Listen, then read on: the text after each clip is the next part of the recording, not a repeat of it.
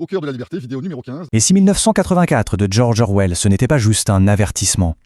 Imaginez un instant que ce ne soit pas une fiction pour nous faire peur, mais plutôt un mode d'emploi, un véritable manuel opérationnel pour le pouvoir à notre époque. C'est cette idée, assez dérangeante on va se le dire, qu'on va décortiquer aujourd'hui en se basant sur une analyse qui voit dans ce classique bien plus qu'un simple roman.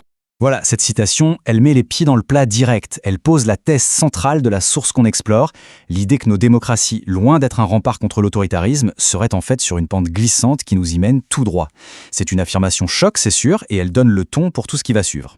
Alors la question qui vient tout de suite, c'est mais comment est-ce que ça peut marcher? Comment une population qui se croit libre peut être en fait subtilement dirigée, contrôlée, sans même s'en rendre compte? C'est vraiment la question de fond.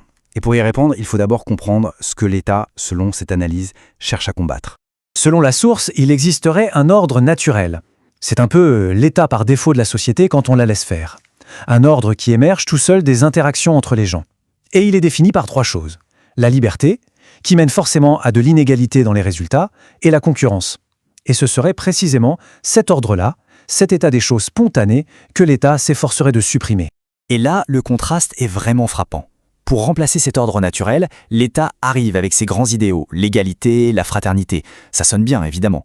Sauf que, et c'est le point crucial ici, ces concepts ne peuvent pas être imposés sans contrainte. Ils dépendent d'outils bien spécifiques. La surveillance pour vérifier que tout le monde est dans les clous, la propagande pour faire accepter la contrainte plus facilement, et la coercition pure et simple quand le reste ne suffit plus. Pour arriver à ces fins, l'État utiliserait donc une véritable machinerie de la division. L'idée, c'est de créer une sorte de chaos, mais un chaos contrôlé. On cultive une culture de la victimisation, on alimente en permanence les conflits sociaux, peu importe lesquels. Le but, c'est de faire en sorte que l'émotion l'emporte toujours sur la raison, de noyer la pensée critique. Et tout ça est renforcé par une forte pression sociale, orchestrée via le contrôle de l'éducation et des médias. Et ce qui est vraiment intéressant dans cette analyse, c'est que les thèmes de ces conflits sont interchangeables. Hier, c'était les ouvriers contre les patrons, aujourd'hui on a d'autres divisions. La source suggère que le sujet du conflit, au fond, importe peu. Ce ne sont que des outils qu'on renouvelle quand ils sont usés pour appliquer une stratégie vieille comme le monde, diviser la société pour affaiblir toute opposition et se positionner en arbitre indispensable. On passe maintenant à l'argument qui est peut-être le plus cynique de toute cette analyse.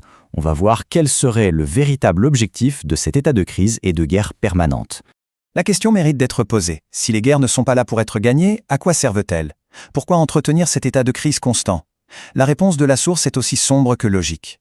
Si on suit son raisonnement jusqu'au bout, voici le cycle, la mécanique. Première étape, la prospérité économique amène plus de liberté et d'indépendance pour les individus. Deuxième étape, cette liberté est perçue comme une menace directe au contrôle de l'État. La solution?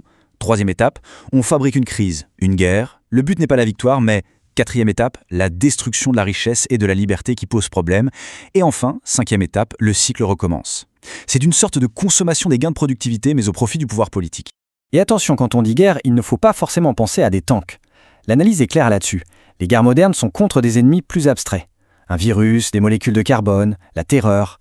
La fonction reste la même, contenir la liberté économique et casser les bases de pouvoir indépendantes.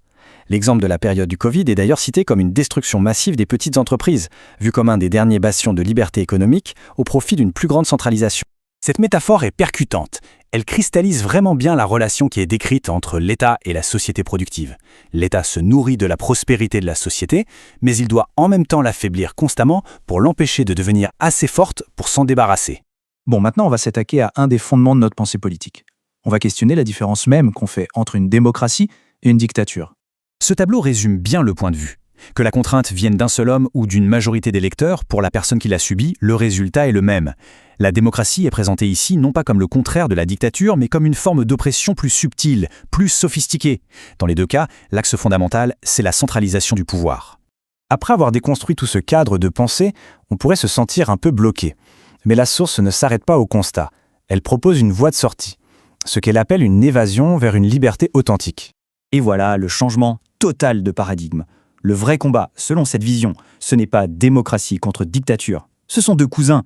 La véritable ligne de fracture, le seul conflit qui compte vraiment, c'est centralisation contre décentralisation. La concentration du pouvoir contre sa dispersion. Du coup, la solution proposée est radicale, il faut le dire. D'abord, rejeter complètement le débat politique traditionnel.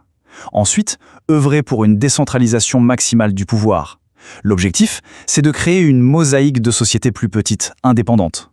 Et la stratégie finale, le but ultime, pour ceux qui recherchent cette forme de liberté, c'est la sécession. Et on termine là-dessus, sur cette question qui est vraiment là pour faire réfléchir. Si on accepte de changer d'angle, si le vrai combat est celui de la centralisation contre la décentralisation, alors la question n'est plus de savoir si on est de droite ou de gauche. La question devient, de quel côté du mur est-ce qu'on se place ?